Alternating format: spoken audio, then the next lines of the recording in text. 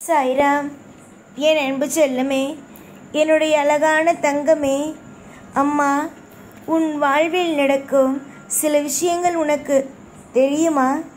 உன்னுடைய முதுகுக்கு பின்னால் அதிகமான விஷயங்கள் நடக்கிறது. ஆனால் அது எதுவும் தெரியாமல் நீ எல்லோரையும் நம்புகிறாய். எல்லோரையும் உன்னுடைய வாழ்க்கையில் நினைத்து நினைத்து இந்த வாழ்க்கை எனக்கு நடக்கிறது, அந்த வாழ்க்கை எனக்கு நடக்கிறது என்று நினைத்து கவலைப்படுகிறாய். உன்னுடைய வாழ்க்கையில் உன் முதுகுக்கு பின்னால் சிலர் இருந்து கொண்டு உன்னுடைய வாழ்க்கையை கெடுக்க பார்க்கிறார்கள். ஆனால் நானோ அது எல்லா விஷயத்திற்கும் வாய்ப்புகளை கொடுக்காமல் எல்லா விஷயத்திலும் இருந்து உன்னை காவல் காத்து கொண்டு இருக்கிறேன். என்னுடைய பிள்ளையை எப்படியெல்லாம் நல்லபடியாக வாழ வைக்க வேண்டும் என்று எனக்கு தெரியும்.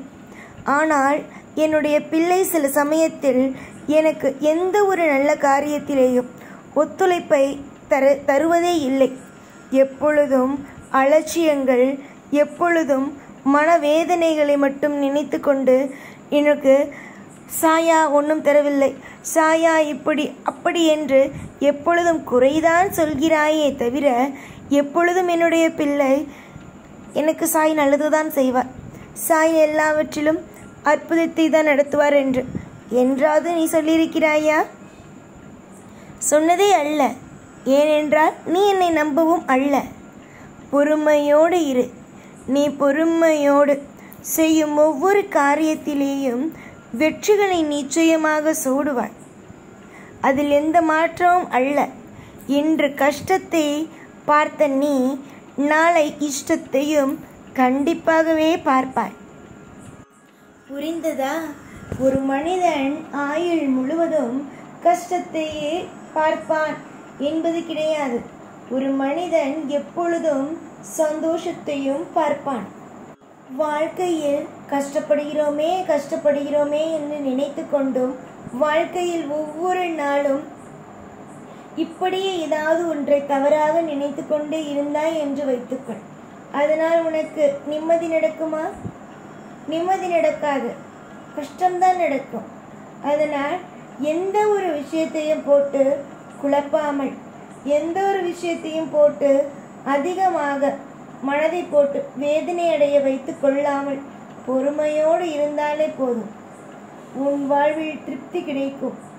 யாராக இருந்தாலும் முதலில் நன்மைகளை செய்வதற்கு பாருங்கள். உங்களுடைய சுபமான விஷயத்தை செய்வதற்கு பாருங்கள். உங்களுடைய கடமையை செய்ய பாருங்கள்.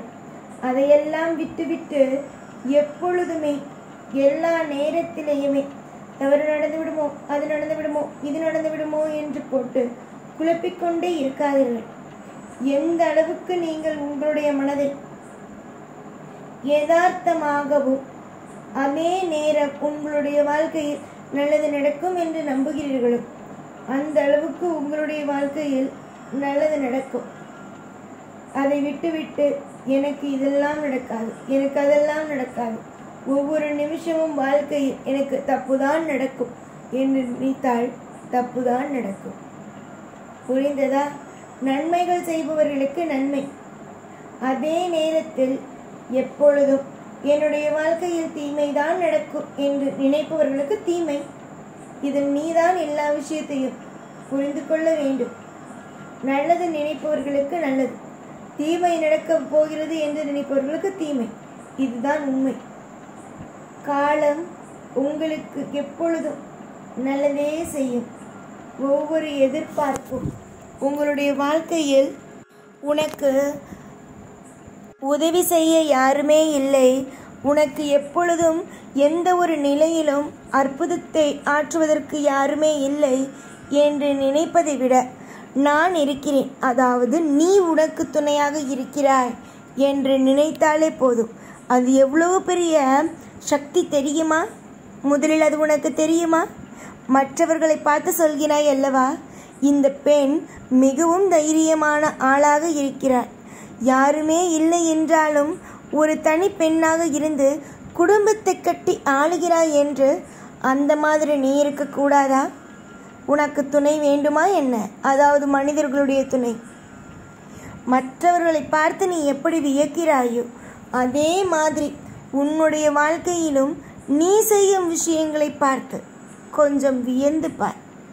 நீ எந்த அளவுக்கு உன்னுடைய செய்கையை பார்த்து நீயே வியப்போடு பார்க்கிறாயோ அந்த அளவுக்கு உன்னுடைய வாழ்வில் நல்லதும் நடக்கும். பொறுமையோடு நீ கையாளும் விஷயத்தில் நீ வெற்றியை மட்டுமே அடைவாய். அதுவே அவசரப்பட்டு கொண்டு நீ செய்யும் காரியத்தில் தோல்வி மட்டுமே நீ அடைவாய். நன்மைகளை சொல்லலாம், இதை செய்யம்மா அதை செய்யம்மா என்று சொல்லலாம். அதை செய்து நல்ல பலனை அடைவது உன்னுடைய கையில் இருக்கிறது. இல்லை இல்லை இதெல்லாம் நான் செய்ய மாட்டேன் என்று உதறி விடுவதும் உன் கையில் இருக்கிறது. ஆக மொத்தம் உன்னுடைய வாழ்க்கையில்தான் அனைத்து விஷயமுமே இருக்கிறது. நன்மை தீமை என்ற அனைத்துமே உன்னுடைய கையில் மட்டும்தான் இருக்கிறது.